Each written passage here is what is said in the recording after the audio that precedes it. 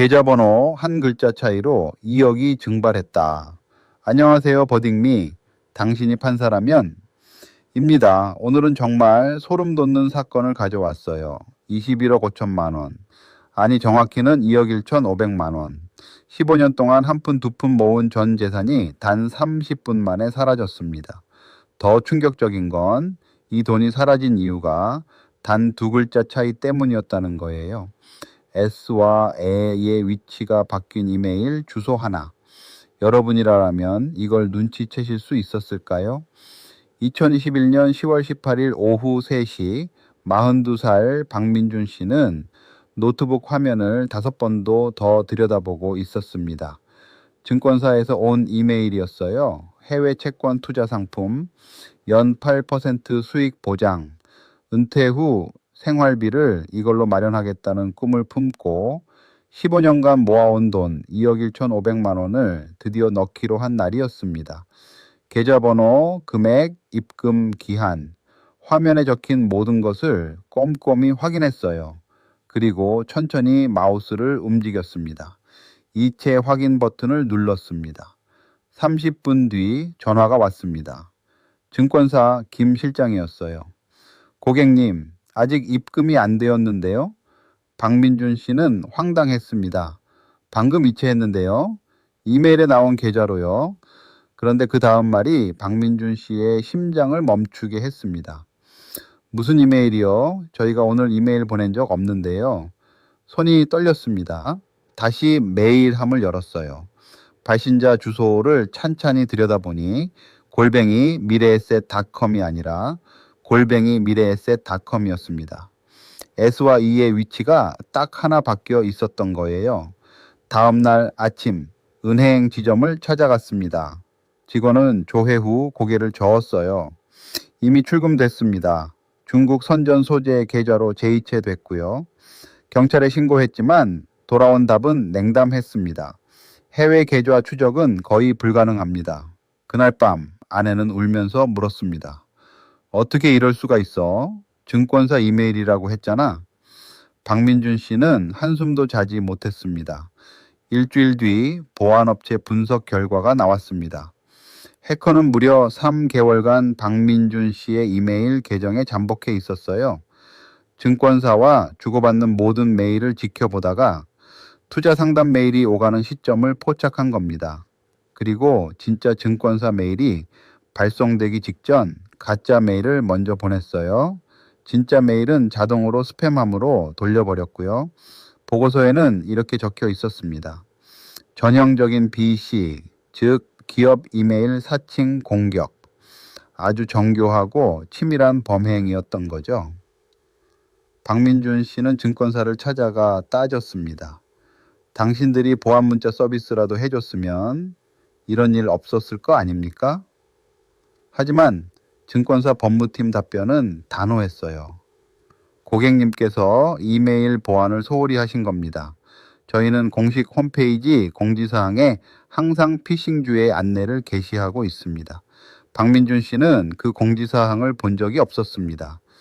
여러분, 솔직히 말씀해 주세요. 여러분은 매일 증권사 홈페이지 공지사항을 확인하시나요? 자, 이 사건의 핵심은 바로 이겁니다. 이메일 해킹으로 금융피해가 발생했을 때 그 책임이 금융회사에 있느냐 아니면 고객 개인에게 있느냐의 문제입니다. 쉽게 말하면 은행이나 증권사는 우리 돈을 지키기 위해 어디까지 책임져야 하냐는 거예요. 이건 비단 박민준 씨만의 문제가 아닙니다. 지금 이 순간에도 수많은 분들이 비슷한 방식으로 피해를 입고 있거든요. 금융거래가 전부 디지털로 넘어온 지금 이 기준이 어디에 있느냐는 우리 모두에게 직결되는 문제입니다.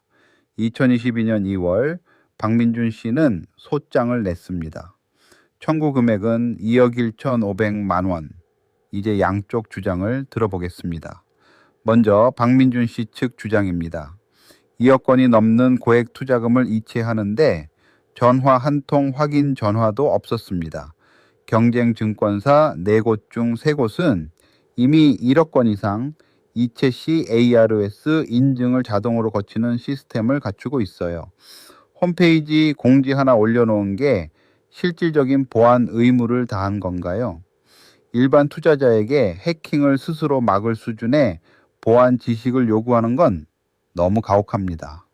반면 증권사 측 주장도 들어보겠습니다. 박민준 씨의 노트북에서 악성 코드가 17개나 발견됐습니다.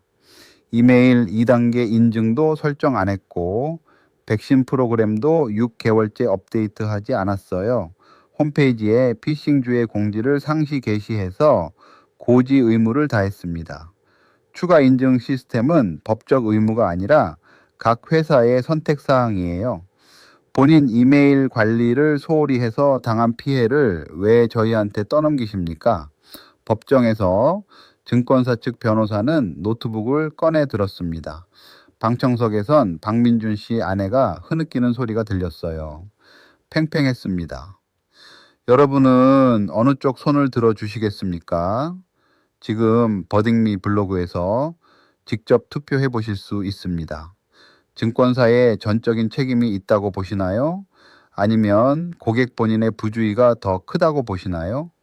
혹시 책임을 나눠야 한다면 그 비율은 어떻게 되어야 할까요? 투표하신 분들께는 실제 판결이 공개됩니다. 어떤 결과가 나왔을지, 과연 여러분의 생각과 같을지 한번 확인해 보세요. 진짜 판사의 결정, 지금 바로 맞춰 보시겠어요? 자, 드디어 실제 판사는 어떤 결정을 내렸을까요? 2022년 9월 14일 선고 공판. 방청석은 숨소리조차 없었습니다. 박민준 씨는 두 손을 꽉 쥐었어요. 판사가 입을 열었습니다. 재판부는 쌍방 모두에게 잘못이 있다고 봤습니다. 다만 증권사의 책임을 더 크게 판단했어요. 먼저 증권사의 주의 의무 위반을 인정했습니다. 전자금융거래법 제9조, 즉 금융회사가 거래 안전성을 확보해야 한다는 법 조항을 근거로 2억 건이 넘는 고액 이체에 추가 인증 절차가 전혀 없었다는 점을 지적했어요. 경쟁사 다수가 이미 추가 인증 시스템을 운영하고 있다는 점에서 이 증권사의 보안 수준은 합리적인 주의 의무에 미달한다고 판단했습니다. 홈페이지 공지 하나로는 불충분하다는 거예요. 판결문에는 이런 문장이 있었습니다. 일반 투자자가 매일 증권사 홈페이지 공지사항을 확인할 것을 기대하기 어렵고 실질적으로 피싱을 예방할 수 있는 시스템적 장치가 필요하다. 하지만 박민준 씨의 과실도 40%로 인정했습니다. 2단계 인증 미설정, 백신 미업데이트, 발신자 주소 미확인은 기본적인 주의 의무 위반이라는 거예요. 다만 전문적인 보안 지식까지는 요구하지 않았습니다. 최종 판결은 이렇습니다. 2억 1,500만 원의 60%, 1억 2,900만 원을 증권사가 배상하라.